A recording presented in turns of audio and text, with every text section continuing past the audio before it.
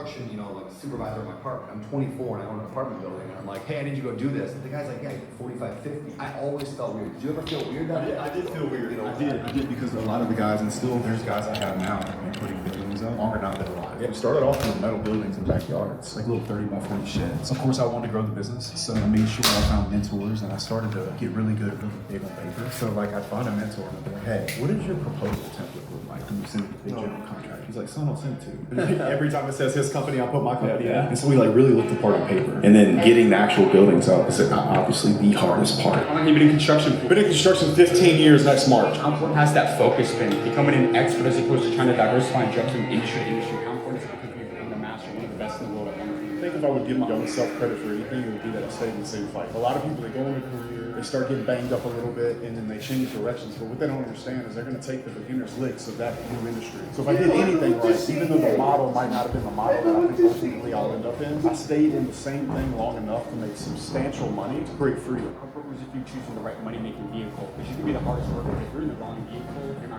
going to How do I say? choosing the right vehicle. I can't see what you're about That's to actually what I say. I say if I had it all to do again, I wouldn't pick construction. I wouldn't. But that said, we are going into a time where the world is going to have to recorrect how we pay men in construction. So if you can get in construction now, I think in the next 5 to 10 years, you can do very, very, very well. So what was that turn? How did you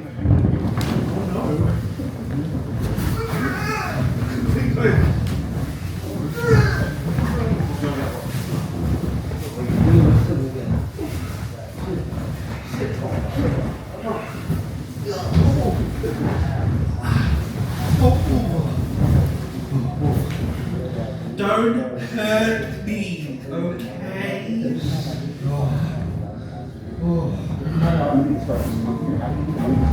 No, man, we didn't have anyone. So what I had to do was go out and get contracts and then go to the bank and show them I had contracts and try to get on. And of course you're fucking recording it now. Because my payrolls were like $2,500 a week, and I had like 2 guys, and we were doing backyard buildings. And so I always say about when it comes to dealing with the banks, always go to the banks when you're solvent and you have a lot of money. In the case that you don't have a lot of money, that's what a really does. He figures it out. What are your thoughts on debt as a business? What are you doing? Just standing there.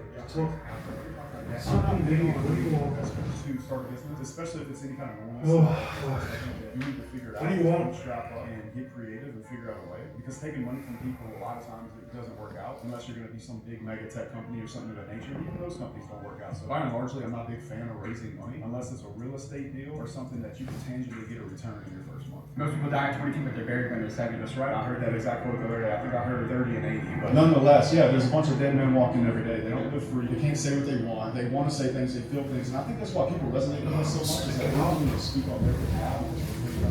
I think they compare themselves to other people. So really hard thing that all economic levels deal with. Because the second you become capable enough, I start looking at them. The second you become capable enough, and let's say buy a new car if you're not doing that well, you start looking at them. I don't think people are looking in the long term long enough to figure out what their actual goals are and what's actually important. 2 things, it's systems and then there's competent people with intent. So if you take intention and then you take competency, their ability to do it, that means they want to and they can. If you can put those 2 things together and have them help you build the systems out, and I say help you very intently, because a lot of times if you make a plan and you hand it to somebody, they have no ownership. But if they can help you build systems and be a part of building something, then they can have ownership in it. When they can have ownership in it, they can get behind it. So intention, competency, and the ability to be a part and have autonomy in the company. I think you have to allow yourself. A lot of times when I hear somebody ask me, how do I do that? And they tell me about their struggle. Constantly their struggle is, I know I would do it better than said person. The problem is that you can't scale any in that way. So we get back to intention, we get back to competency, and we get back to systems, right? The way I look at it and the permission I give myself is if they can do what I could have done, but I have 10 of them, then who's really gonna outperform them? Am I gonna outperform my team or my systems, the hiring process, the intent, and the competency of those 10 people are gonna outperform me? You could be less talented, less attractive, not have the best business plan, but if you are relentless and you have heart in the direction you wanna go and the people that you work with to get there, then there's nothing you can do. My favorite quote is that you can tell the size of a man by the size of his problem. If you can learn to embrace the thing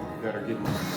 Embrace the failures that are coming. Those are just small bricks that are going to build your castle in life. Every time you fail, you must be grateful for it and see it as a part of a story. There was a point in my career where I started to scale. I was overly systems dependent. I tried, went in there hard, and then I hard swing back to the left and tried to go only systems because this part didn't work. And then again, this part didn't work either. So when I got overly systems dependent, it was a bit cold.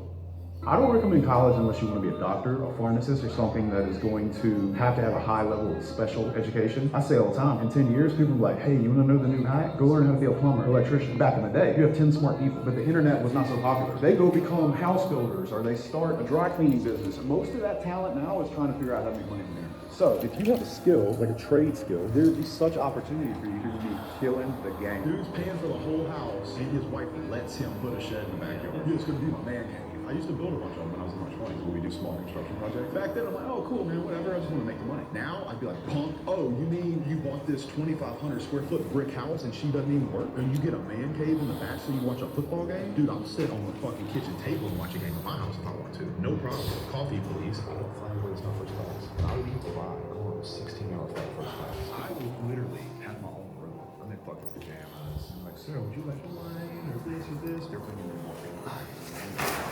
So the point is, when I go from Dubai to LA, I have two big pockets. We'll come back anyway. Yeah, just get your bag. Oh, get your bag for you. I'll drive. You cook. You drive? Like getting downstairs Yeah. in the elevator. It's good Hudfield. Sitting in traffic, go to Publix. Looking around the store for what I want. All the ingredients. Going home. Going back up the elevator. Getting the pots and pans out. Cooking. The Dial soap that costs $8 a little bottle. Bro, if you make any more than $15 an hour, that whole 4-hour ordeal is worth paying an Uber driver. If I'm sitting at a table, you won't often see my hands under the table. My hands will be on the table. It's kind of a sign of trust. If I go sit at another man's table, particularly if his wife or his girlfriend or his girlfriends are going to be there, I don't do the big league shit of going off camera. Because I imagine everything that he went through, you were going through well, because you two have been so tight. Yeah, the only difference is, I guess it may have been slightly harder for him because he was the older brother. Mm-hmm. He didn't have an older brother to look up to. I did. Wake up. Look around you. You are losing. One day you're going to wake up and realize you wasted your entire life. The worst part, by the time it hits you, it will be too late. No more chances. No more next time. Just an old broken version of you. The only shortcut to life is to never miss a day. Because sometimes you get lucky and you'll never miss a day if you try every day. Because when you've come from the absolute bottom to the absolute top, and you've done it all off of your own back, and hard work and dedication, and never missing a day, one, because of compounding interest, and two, if you don't try every day, you might miss your lucky day. And that's what people don't understand. If you never miss a day, and you never don't try, and you're always on time, was I late today? No, on time. And you try and improve every aspect of your life, and you're a professional, and you try to make sure that you analyze your decisions, you give yourself feedback, you don't make mistakes, you're not lazy. If you try and you make it to the top, because you look at the people down below and you're like, well, why didn't you try? I did. Oh, I did too. No, you didn't. That's a lie. Now you're lying to me, and that annoys me. I believe that they have the lives they deserve because they haven't been prepared to suffer like I've suffered. If I was as lazy and incompetent as these people, I'd be like them. These people, they're not triers. I didn't even have chances that good. I wish I did. I wish I had a billionaire sitting on the internet explaining to me how the world worked. I would have done anything for that. But I've never had that chance. I had to work them all out myself. Okay, it's okay. Take huge monumental risks. Do the nearly impossible to escape. It's easier to get rich now than it's ever been. This goes back into my Let me show you something. Let me tell you something. Well, how do you have all these Bugattis? How do you have $100 million of cars? You're so lucky. It's not luck. It's never been luck. I've been the person who took action.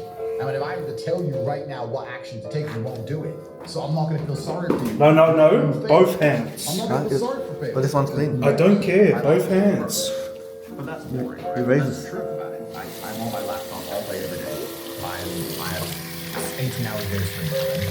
I'm either training or I'm... There we go. Do I have something to do? Yes, of course. Do I have some fancy cars to drive? Yes. Can I go to the auto restaurant? Yes. But the majority of the time, all I do is work because that's why I enjoy to do it. Oh, I thought you were taking me think most things outside of work hours and changes the work itself. That's why I'm successful. Yeah, I do have women who I know, and yeah, I can have that crazy lifestyle. I did it for a while. But I wouldn't even say it's empty. Good morning, neighbor. I'm new here, neighbor. You close the door? Yeah, of course. Okay. Open for neighbor. I know exactly. Thank you so much. Yeah. Oh, hopefully Sunday today. I hope so. You don't look after it, you lose it. It's just like a house. If you don't pay the rent, you lose the house. It's the same with your business. If you don't look after your business, you lose the business. You lose your money.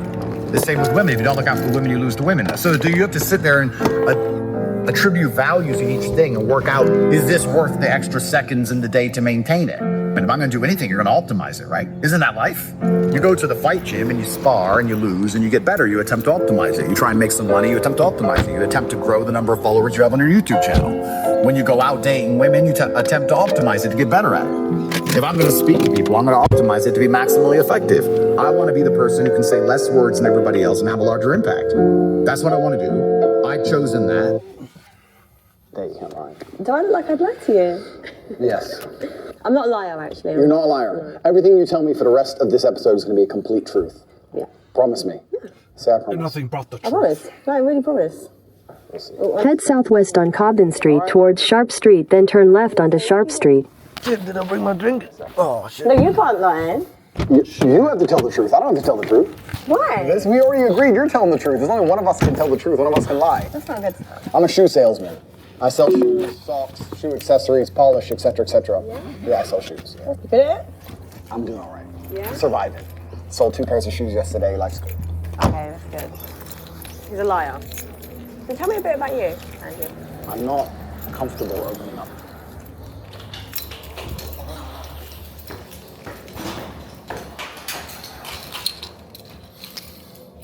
Good morning.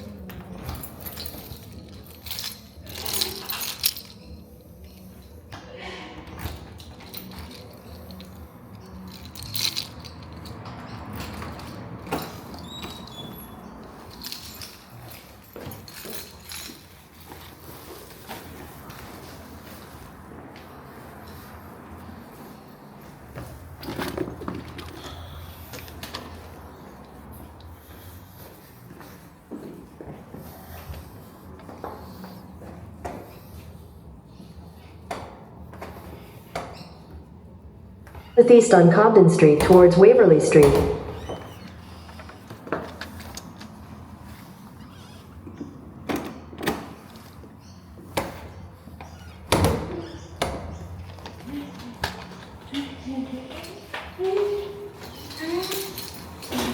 It's alright.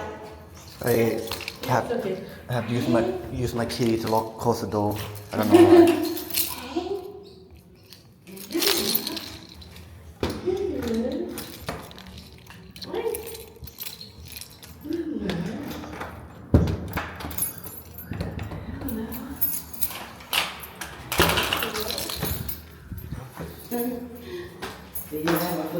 Thank you. Bye-bye.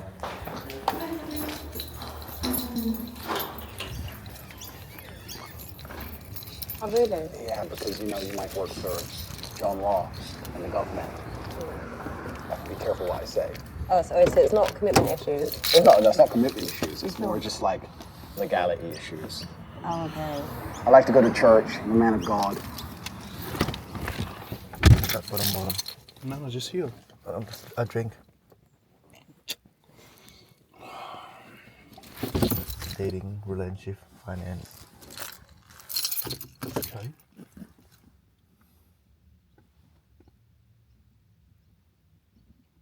Are we gonna kiss?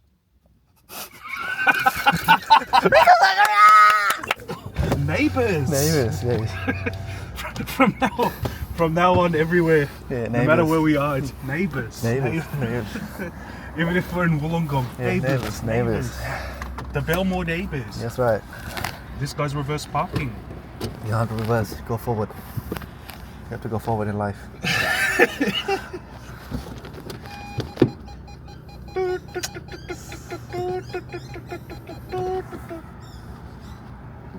Do you have faith? Okay, this is good. This is an interesting conversation that we can have on camera, which is. I'd say my personal journey with God is between me and God. So I'm not one of those people that like is like, yes, I go to church or yes, I do this. Don't you think that's a bit like lazy Christianity? No, not really, because for me, I believe in love and I believe in faith, and I don't think it's just one religion. In 200 meters, turn right onto Waverly Street. Christian, I've got friends that are spiritual, so I don't put myself in one category. I understand and I respect that completely, but don't you think out of respect for God himself, whether you're in Dubai and you go to the mosque, or you're in England, you go to the church, you should get up early on a Sunday, despite all the booze, and get up and take an hour out of your life and just show some respect? No, because everyone's journey with God is personal. You can be a lazy spiritualist, a lazy Christian, you can be a lazy kickboxer, right? I'm a kickboxer, but I don't train. Sorry. What's wrong? I understand. You're lazy, it's okay. I'm not lazy. Do you have time for God? Absolutely. That's good. Do you get up early on a Sunday? Completely. That's good. Every single Sunday, of course. Calm down. That's amazing. And I think that being religious is a beautiful thing, and I think that a lot of people try and say they're spiritual or they're religious in a way, copping out on the 1 hour a week. It just feels a bit lazy to me. I think you can always find an hour. Yeah. No, you definitely could. So maybe God sent me here to make you go to church. Maybe you're here to enlighten me. Maybe that's why. Maybe to make you what go kind to of man church. are you? What's the spectrum? I need you to quantify it for me. Who's at the bottom and who's at the top? For me, I just say top like a high value man. What would you say constitutes a high value man? A high value man is someone that is successful financially.